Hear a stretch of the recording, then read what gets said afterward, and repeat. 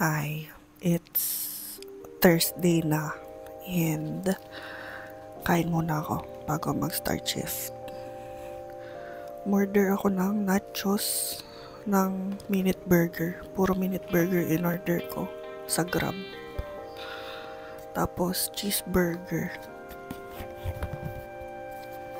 Ayan, nakagatang ko na yung isa. And meron siyang kasamang drinks.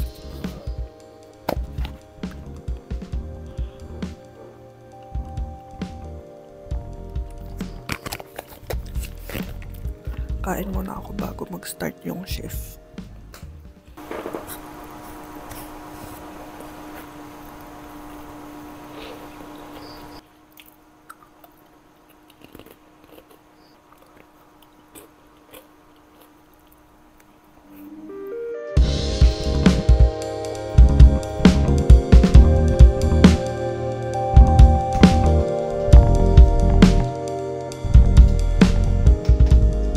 Hey, it's me again. So, it's currently 3:58 na ng madaling araw and kakatap ko lang talaga ng lunch kanina. Siguro mga 15 minutes nang nakakalipas. And wala, nag-update lang ako sa inyo.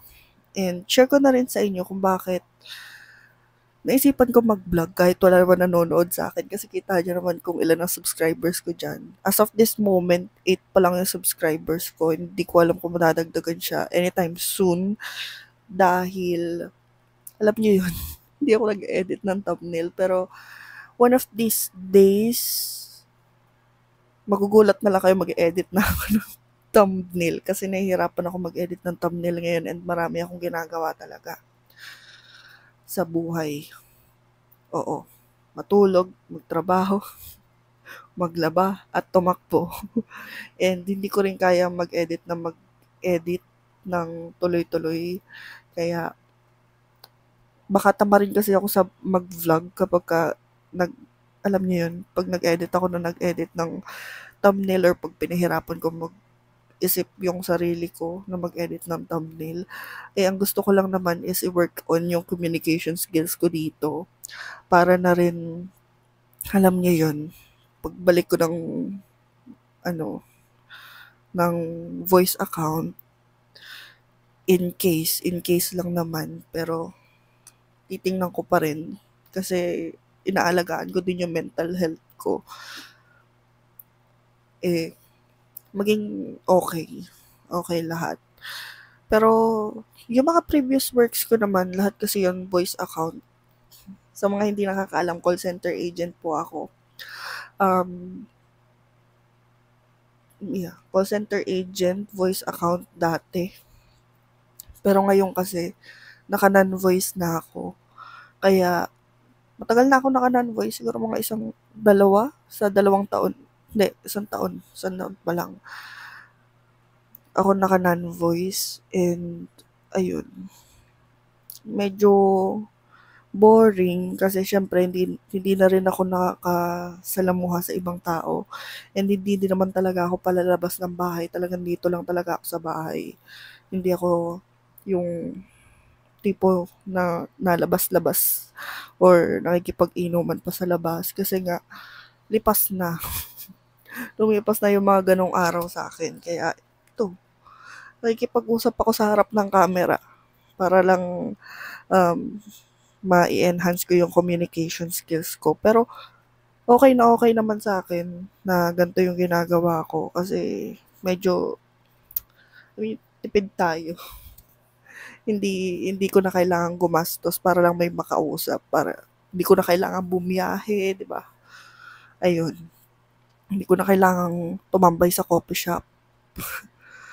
And ayun na nga. Ayun lang naman yung i-share ko sa inyo ngayon. And nga pala nanonood ako ng Incognito and ngayon ko palang bubuksan yung PC ko or laptop.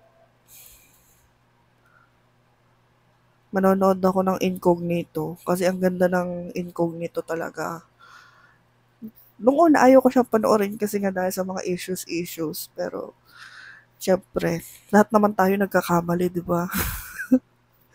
Hindi naman natin pwedeng tanggalan sila ng trabaho dahil lang nagkamali sila dahil kung ano-ano. Basta ganun. Yun na yun. Ayun, binubuksan ko na yung laptop. Nanonood na ako ng Incognito. Ayan, start na. Si Daniel. Episode 24 na ako sa Incognito. Underdogs yung title. And so far siya lang yung pinapanood, inaabangan ko sa Netflix ngayon. Just recommend, mag-recommend na lang kayo ng mga pwede mong panoorin sa Netflix. Panoorin ko ng buo kapag ka-rest day ko. Kahit mga episodes and series yan.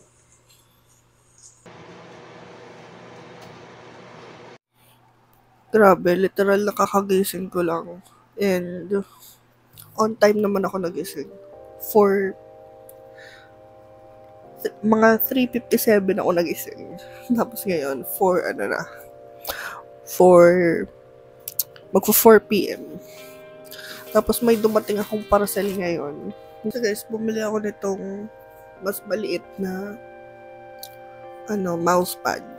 Bumili din ako nitong belt bag. Para pag nagja-jogging ako, may mga lagayan ako ng cellphone. Okay naman siya. Para sa akin na okay siya. Stretchable din to. Tapos bili ko yata dito 50 pesos lang. Merong iba dong mamahalin pero mas pinili ko tong tagsa 50 lang. Kasi mura eh. Tapos parang okay naman siya.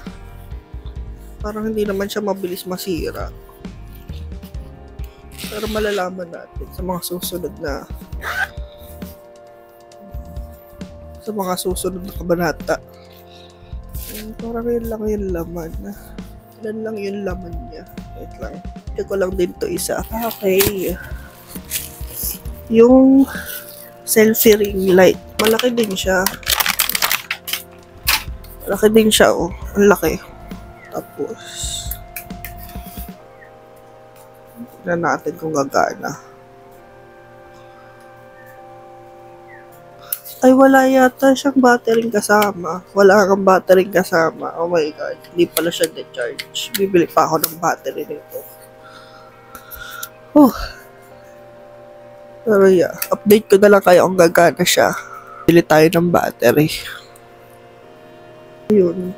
Bumili ako ng 2 ganito. Kasi mura lang din to. Para nasa 25 pesos lang. So, itong parcel na to, baka worth 150 lang lahat to.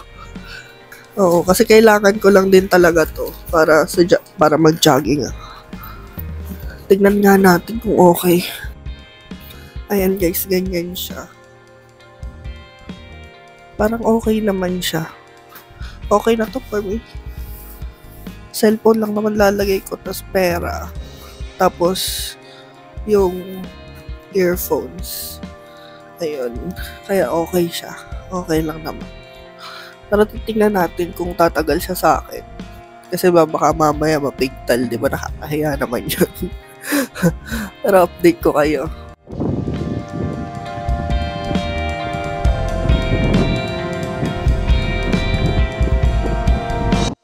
Hi guys, so nasa bahay na ako. Sinundo ako na maaga nila mama dahil naulan. Kulang-kulang 3 kilometers lang akong takbo. Walang mama ko. Ano? Nagpakailay at Tagal na yan eh. Ayan. Ayan din daw siya. Nagpakulay at nagpakilay. Vicentia Ignacio. Ay, wow! Ang bahay niya ay sa may munisipyong Luma. Tapos din lang sa side na to. Tapos ito yung Mercado. Makikita niyo siya. Magaling siya mag-makeup. Maganda din yung buhok Maganda mo. din yung makeup niya dati sa akin. At ito naman buhok ko ay kay Fiona sa Tanawan. As you see. It's called Balyolads. Yeah.